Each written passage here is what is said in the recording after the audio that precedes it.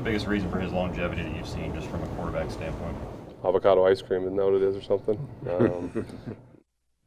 All right, it is Ben's day. Ben Roethlisberger talking about Tom Brady still playing a big matchup at Heinz Field between the Steelers and the Patriots.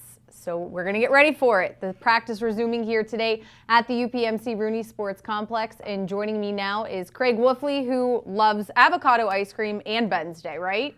Well, Ben's day, yes, but I prefer Rocky Road and cookies and cream with a smattering of peanut butter, like globbed on it. Then you got it. That's very specific. Well, you know, I mean, you got to understand, I've been at it for a long time. All right, we're going to talk a little bit about the Steelers' run game, and I want to get your opinion on the O-line and the offense just in general in Oakland on Sunday. But first, let's listen to Ben Roethlisberger, who was asked if they need to get the run game going to be more effective.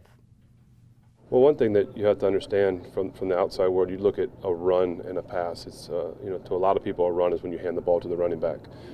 We look at some of our short screens, some of our short passes as run game alternatives. So I think those numbers get a little skewed sometimes when you look at kind of what technically is a run and what technically is a pass. So we need to have efficient plays, regardless of what they are. All right, so what do we need to see going from Oakland into this big game with the Patriots? Well, what you really want to do is set up your ability to possess the ball. You want to be able to possess the ball, and a lot of that includes running the ball. Now, Ben is very correct. You know, if you got two safeties high, and you think about, okay, we can pass the ball, but if they drop one of those guys down, you got 8 men in the box, you want to make sure that you are able to throw the ball at that point. So now, does it become the long handoff with the now routes, with the bubble screens, with screen passes, with checkdowns? Those are all things that are part and parcel of the offense.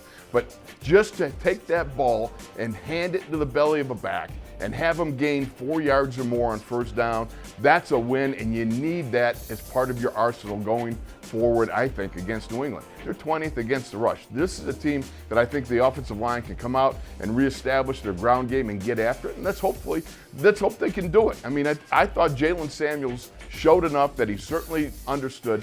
He was part of the offense, didn't have a big day, but the fact was he never looked like he was overmatched, like he was confused or indecisive about what he was trying to do. He was trying to run the ball. He made some quick decisions. Unfortunately, the line was not moving the body parts as much as I would think that they needed to.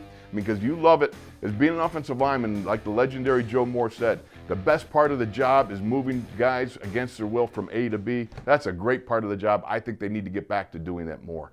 All right, let's take a look at the Steelers practice report. As I said, today was their first day of practice this week. A lot of guys not practicing that you would want to see practicing.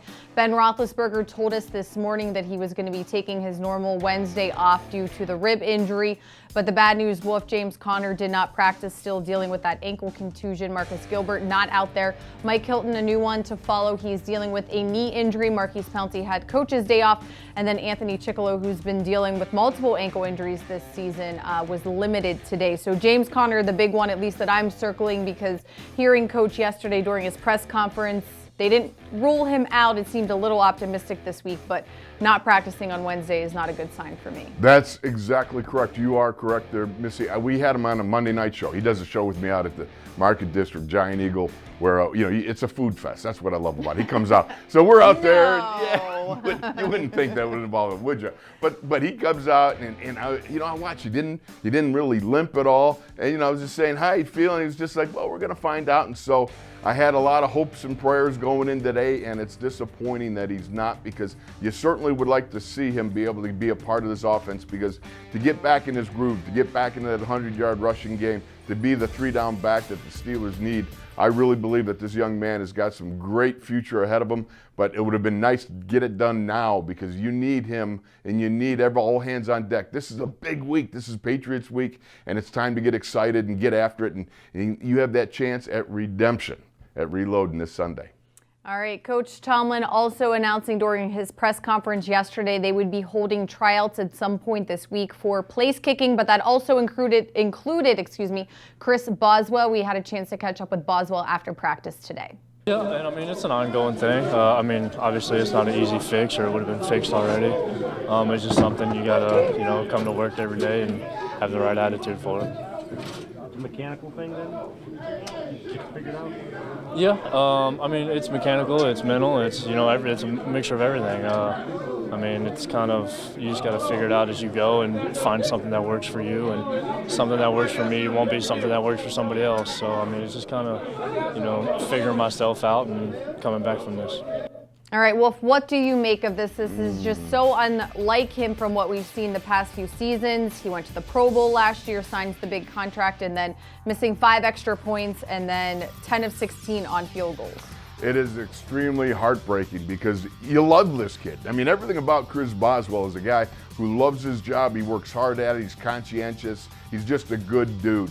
You look for him to be that guy that he was. And so unfortunately for him, he's got to overcome a mental block. And I don't know if there was ever an injury early part in the season that created a glitch, a fly in the ointment, if you will, that altered his kicking style or not. I'm speculating here because I know he slipped in a warm-up in practice somewhere along the line earlier. But at the same time, if that created a glitch and then you go out and you have a miss, now does that just start to replicate itself? And it's extremely difficult. I can't imagine, because I'm a gross motor skill guy. My thing was all about, you know, it's hard to screw up a headbutt. Okay, so I mean, you just fly in there, wham, there you go. But it's not like kicking where there's a specific groove or throwing the ball, that sort of thing. And so for Chris Boswell, it's about overcoming right here. He's got to be able to get in the theater of the mind and correct what's going on. And I really believe that he can do it. He's capable of doing it. But at the same time, you know, you got to move forward and look to see how do you bring in some other kickers.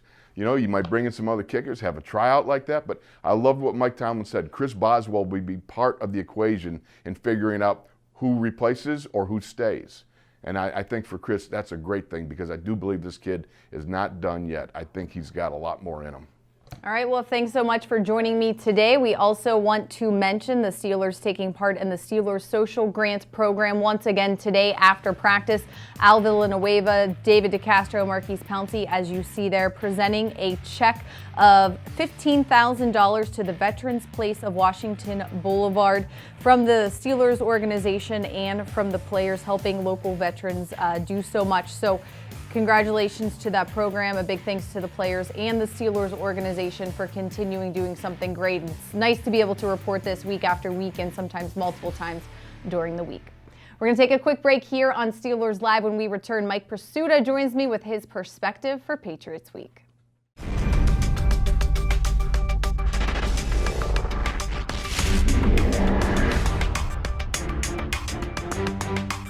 Well, we've had opportunities. We just, for whatever reason, haven't found a way to do it. So I don't think it's from a lack of sense of urgency. I just think it's could be lack of execution, could be one thing here or there. So we understand what it takes to get it done, and we just have to do it. From a 6-game winning streak to a 3-game losing streak, the Steelers are trying to figure things out in-house as they prepare for the Patriots. Mike Prisuta joins me now with his perspective for New England. Hey, Mike. Thanks, Missy. When Mike Tomlin characterized what's ahead on the schedule as Redemption Sunday, it was much more than mere coach speak. His Steelers, individually and collectively, are in need of redemption. That 6-game winning streak you mentioned that they carried into Denver, that is a distant memory. A subsequent 3-game losing streak has threatened their season and their psyche. Brutal is how guard David DeCastro assessed what the Steelers are trying to endure in the aftermath of last Sunday's loss in Oakland. Added safety Sean Davis, the whole locker room is sick. Who wouldn't be in the wake of seeing 3 consecutive games in which the Steelers were either tied or ahead in the fourth quarter, all end in last-second agonizing fashion? The Steelers have been more inconsistent than incapable of late, but neither is good enough to ensure a trip to the playoffs. And there have been just enough interceptions, drop passes, missed tackles, blown coverages, plays on the ball that weren't made, and missed field goal attempts in the last 3 weeks to weaken the Steelers' once secure grip on the postseason. Up next is a date with the Patriots, a matchup the Steelers have lost 11 times in the last 14 meetings. But hey, it could be worse. It could be raining. Just don't tell defensive end Stephon Tuitt that the sky is falling. Tuitt's embracing Patriots Week is a much-needed chance at the redemption the Steelers are seeking, as an opportunity to right their recent wrongs and reestablish themselves just in time for the playoffs. As Tuitt put it, and I quote, "We have a great opportunity to bounce back psyche-wise to answer for all of the last 2-minute drives we lost the games on. Once we get that situation handled, will be back on top and headed in the right direction. Are you ready for some football? They're going to have to beat teams the caliber of the Patriots and the Saints if they make the playoffs, so why not avoid the Christmas rush? It's a lot to ask of Santa, let alone the Steelers, but no one ever said redemption came easy. I'm Mike Prisuta, and that is this week's PRISUTA'S Perspective. I hate to say this, Mike, but do you remember when we were getting ready for the first matchup with the Ravens? It was Sunday night game at Heinz Field. Didn't feel like it was Ravens week. We were talking about all the problems. The team was 1-2-1 at that point. I kind of feel like we're at that point right now where it's not as exciting that it's Patriots week. These aren't two teams that are kind of riding in high like they were last year when ESPN actually came to Pittsburgh, did their countdown show from right outside Jerome Bettis's, on the lawn, and that weird feeling. I think it's a tremendous comparison. Being in the locker room today, at Mike Tomlin's press conference on Tuesday, the Patriots, that was a game that everybody was talking about all season last season. And now it's finally here this season, and it talks about who's going to be the kicker and what about the defense and why aren't they running the ball, and seemingly so many little brush fires to put out. But I do agree with Stephon Tuitt. I think Mike Tomlin was of the same philosophy on Tuesday as well. This is a tremendous opportunity that the Steelers are being presented with by having to beat New England. And there was a lot of talk in the locker room today. Jesse James said they have to win this game, period. A lot of guys talking about how the playoffs start now. New England is a chance to reestablish that all is indeed well, that this team is capable, that this team can do what it has to do when it has to do it. They have a much better chance to prove themselves and to let everyone know that the problems have been corrected by beating the Patriots than, say, the Tampa Bay Buccaneers, don't you think? Oh, yeah. Big matchup coming up on Sunday, and we will continue to follow it for you. Just a quick note, the Steelers have announced on their practice report Mike Hilton is not injured. He was a full participant today. It was actually Sean Davis, number 21, who did not practice for the Steelers. He is dealing with a knee injury. So again, not Mike Hilton, Sean Davis. We do apologize for that correction. We're going to take a quick break. When we return, Labs is in the house for this week's edition of Agree to Disagree.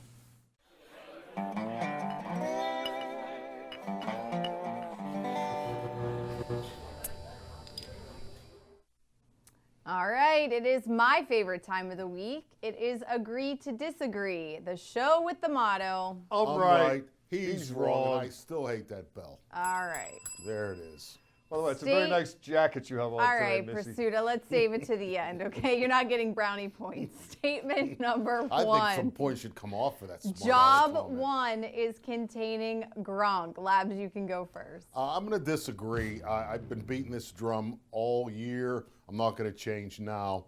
I believe that job one, and especially with respect to the Steelers' defense, is taking the ball away.